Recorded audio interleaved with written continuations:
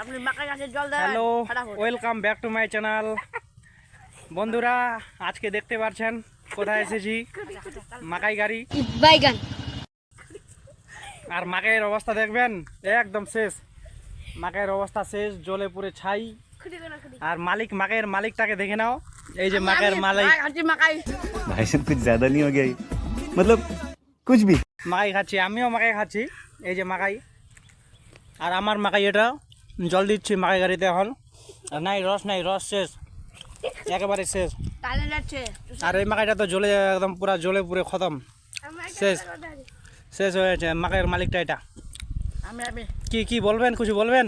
আমি কি বলবো আর এটা মাকাইটা বালটা শেষ হয়েছে।